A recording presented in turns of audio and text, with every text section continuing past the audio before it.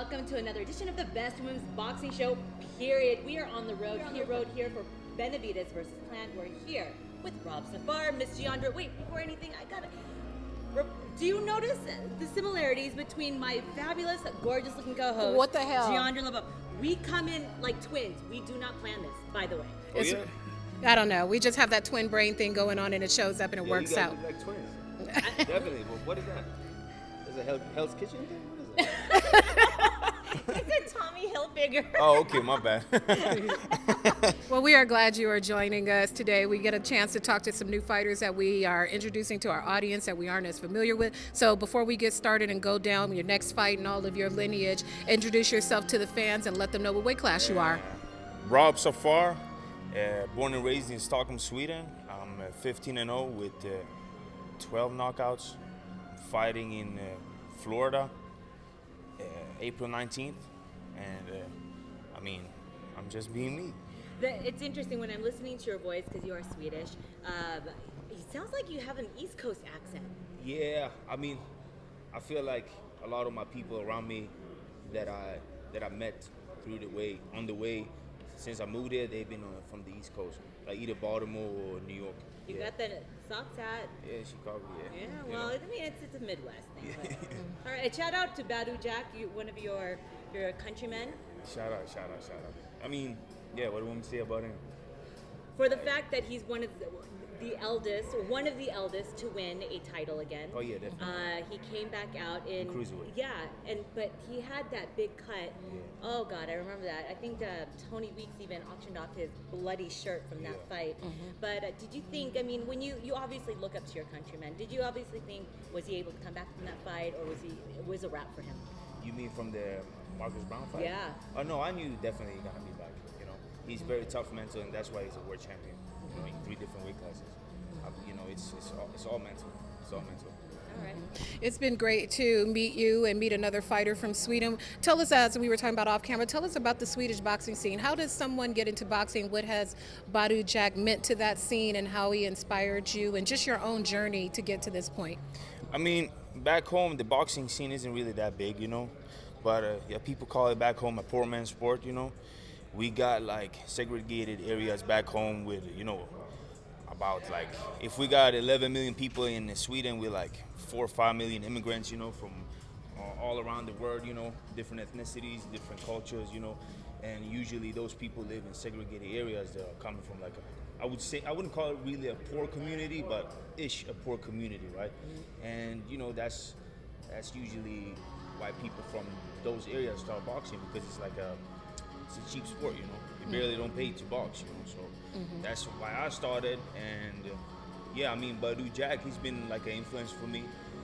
He's been like a role model, I would say. When I started coming here like 7 years ago, he helped me out a little bit.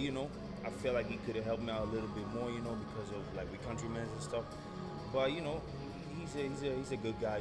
Respect to him. Mm-hmm. You are paving your own way. You said you are fighting in Florida. Yes. So what have you been doing? Because all these big fights, kind of hard. You want to keep your mind on the fight, but there are some really good fights coming up here in Vegas. Mm-hmm. Does that motivate you? Because the way Benavides and Plant are talking, Tank and Garcia are talking, they're gonna knock each other out. How does that motivate you? Or do you go and say, "I'm gonna knock you out"? It definitely motivates me a lot, because I feel like this is the first time I actually went to a real boxing press conference. Oh, is this your first? Yeah, I would say that. And I actually just came today just to feel the environment, because I know I'm gonna be here anytime soon, So I just want to have a little hint of how it feels, So I could imagine myself being here, And that's the only reason why I'm here. But I'm not really the type of guy that talk trash like that, It's not me. I felt like that's what you were asking. But I'm super confident. I know I'm gonna be a world champion. I don't need the only time I need to prove myself is in the ring. As long as nobody disrespect me outside of it. Tell us about you inside the ring, styles that have influenced you. How would you describe your style? Boxer, puncher, brawler. What can we look forward to when we see you in the ring? I'm like a dog with a dolphin's mind, So Elaborate. I never put those together before. I got that dog in me, but my IQ is super high when it comes to my ring IQ and my boxing skills, to me, it's not about how you look; it's about what you do when you do. You know, and that's what tells you if you got skills. You know, it don't really matter how you throw the jab; you just gotta know when to throw the jab. You know what I'm saying? So that's what I would call myself. Yeah. All right, so we're gonna wrap this up real fast because I know there are big fights on the horizon, definitely. or the fights that should be happening. Usyk versus Fury. Oh yeah. Yo, what's happening with that? Right. Nothing. It's Apparently dead. money is not the. It was never the issue for Fury, but it is now. I have Or a feeling, is the Wilder rematch. gonna fight Usyk next? Who? Wilder? Because I heard Wilder got something to announce. You never know. I mean, Or maybe he's gonna fight Andy Ruiz. that or Yeah. maybe Inangu. Who's not? Ngannou? Nah, but That's right. That's You Fury. never That's Fury. know. No, we don't Tyson know. Fury probably gonna We fight don't know Francis this. Ngannou. I believe Tyson Fury should fight Usyk because he should give what the boxing fans want. Okay, if Usyk actually and Fury actually fought, who did you have winning? This Oh, fight? Tyson Fury for sure. By a knockout or? Oh, definitely stoppage. Okay. Okay, now we just saw Benavides Plant. Who wins this? Oof, it's a tough fight. It's a tough fight. Is it Honestly, a 50-50? Yes, I would say 50-50. Before I was leaning more towards Benavides, even though Caleb Plant is my boy. Yeah. I was leaning more towards Benavides, but along the road for the fight, I feel like Caleb Plant actually can pull it off. You know, his mind is there. You know, he's sharp and he's very smart. You know. It's a good-looking fight. I was looking at Benavidez there. You know, we watched the All Access. He was heavy as a kid. Well-documented things that everybody knows. And he looks like he is dieting down as we wait for these. I'd say over/under on how much do you think he's going to weigh on fight night? Oh, I don't know. I mean, I don't know. I don't know. The only thing I do know is that weight don't matter.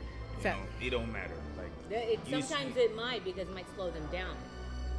yeah, if you look at it that way, but I mean, if you've been walking around a certain way, You see the build up to the fight, I the know, music. right? I feel it. I feel the energy. I feel the energy. Nah, but I'm saying like, it's like if you've been walking around a certain weight during camp, it don't really matter if you gain up to that weight while after weighing, you know. But if you go above it, that's when it's gonna hurt you, as you say. You know, sometimes weight can hurt you. All right, since we're talking about weight, Tank and Ryan Garcia, this whole rematch clause. Yes. Everyone's talking about it. It doesn't matter. Hydrations, all those things. Davis took it from Floyd Mayweather's playbook, but honestly, will that matter? Because it's a 10-pound. I mean, they have like these crazy. It's a 4 pound different, I think, or something. It's 4 not pounds even a different. catch weight. Yeah, but I think it's a 4 pounds different that Ryan usually fights at. Yeah. I don't think it's gonna affect him at all. I just think this is just a promotional thing to do. Who wins?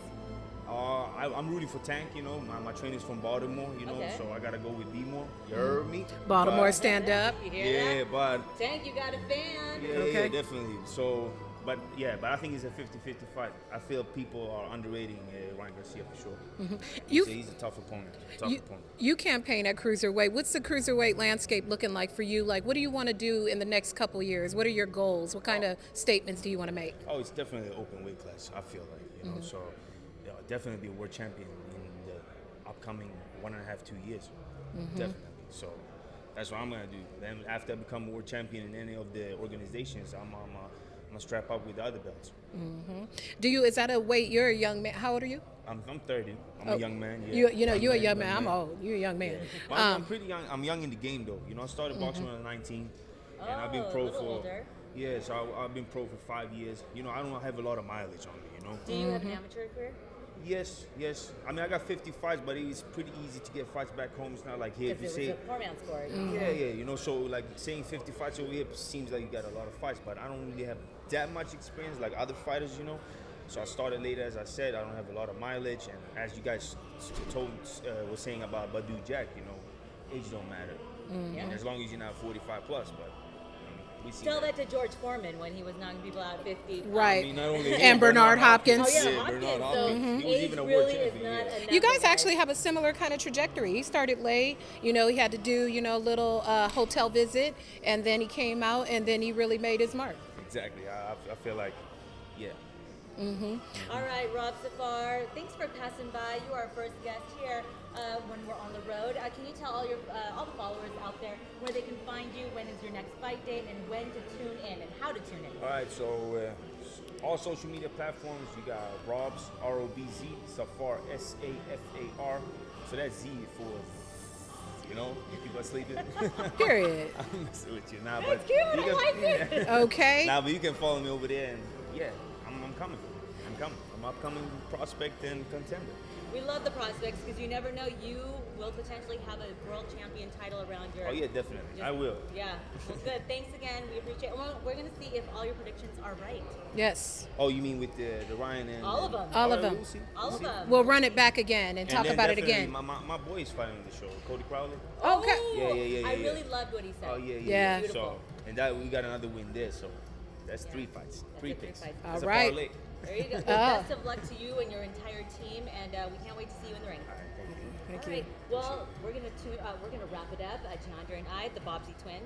The Bwbsp twins with the matching jackets. And if you bet his parlay, make sure you run him some coins for the predictions. We get a commission. Yes, we do. Stop 10%. here.